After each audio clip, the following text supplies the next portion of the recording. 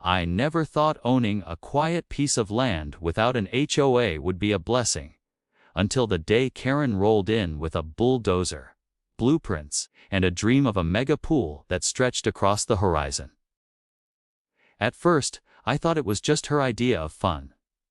But then the noise, the chaos, the sudden construction on what I thought was empty land made me realize something terrifying. This wasn't just a pool.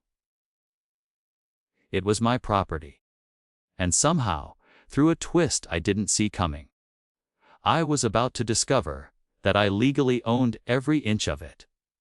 How did a neighbor's backyard fantasy turn into the most shocking property battle of my life? I had always loved the quiet rhythm of life on the edge of town, where empty lots stretched like blank canvases and neighbors waved from across wide, sunlit streets.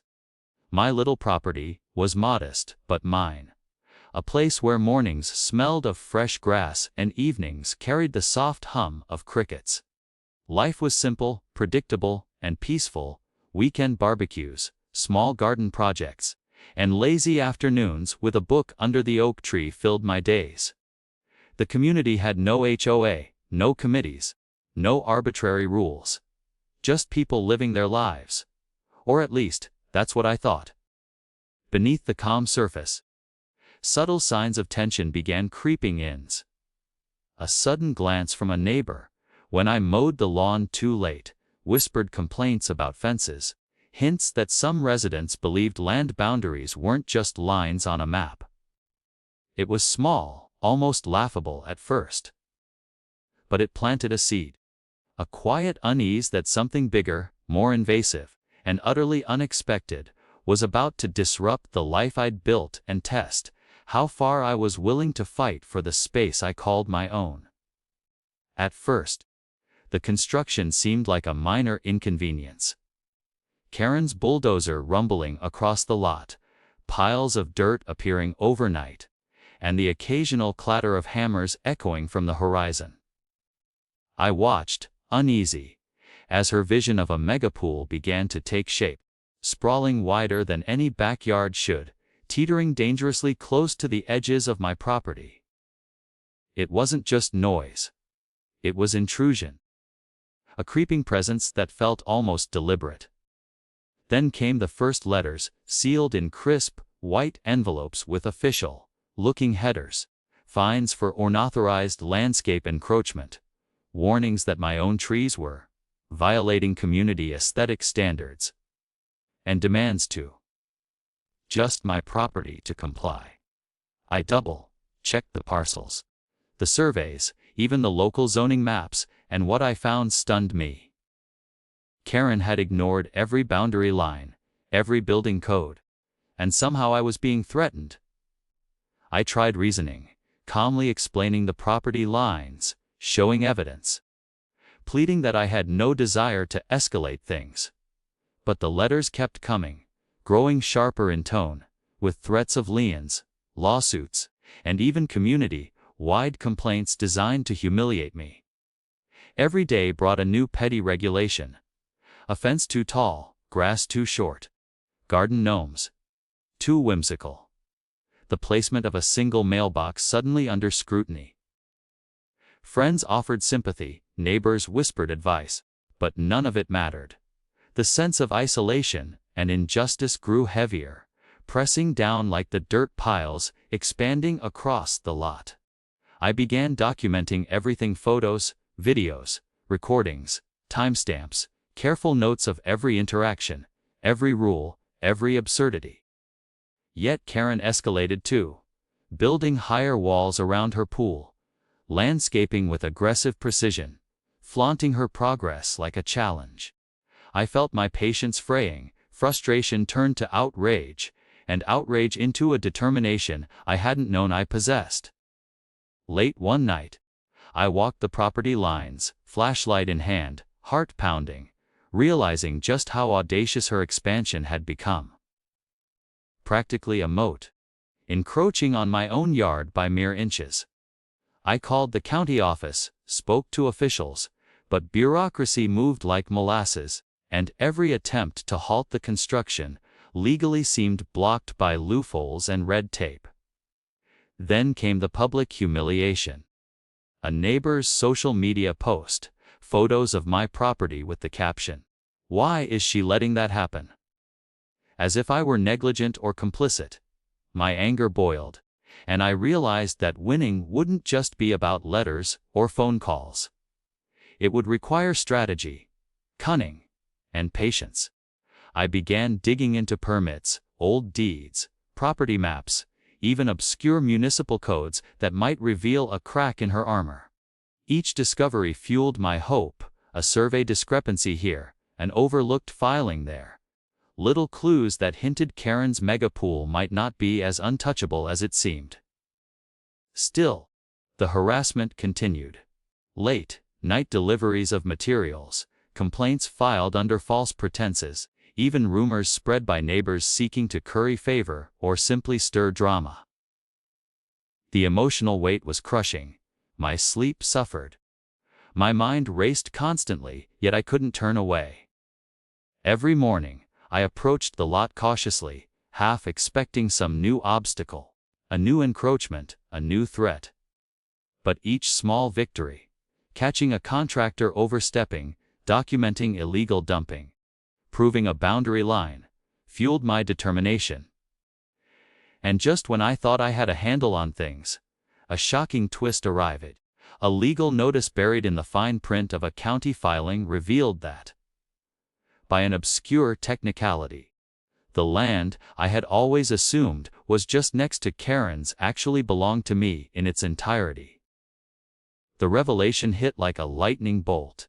Every inch of that sprawling pool, every landscaped corner, every deck and pergola she had built, all sat squarely on my property. My heart raced. Could it really be true? Was the battle about to shift from one of defense to one of unimaginable leverage? And a reckoning that Karen would never see coming. The implications were dizzying, terrifying, and exhilarating all at once. I had spent weeks, months even, under her shadow, humiliated and harassed, believing the fight was uphill and unwinnable. Now, the very ground beneath her dream, her pride, and her audacity was mine to command. But before I could act, I had to plan carefully, because any misstep could turn a satisfying victory into an even bigger nightmare. And in that tense moment, standing on the edge of my own land, with the moon casting long shadows over the half-built pool, I realized the real war was only beginning, and the coming confrontation would change everything, not just for me, but for the entire neighborhood. The day it all came to a head started like any other, but an electric tension hung in the air, the kind that makes your chest tighten and your mind race.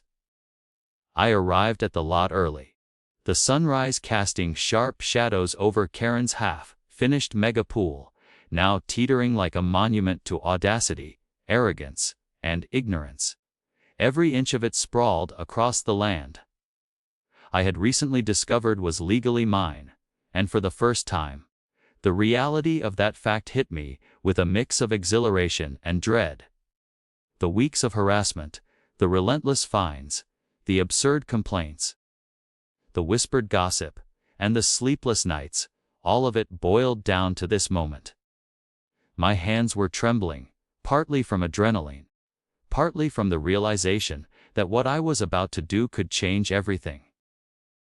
Karen arrived soon after, sunglasses shielding her eyes, a clipboard in hand, striding across the property with the kind of confidence reserved for those who think rules bend to them.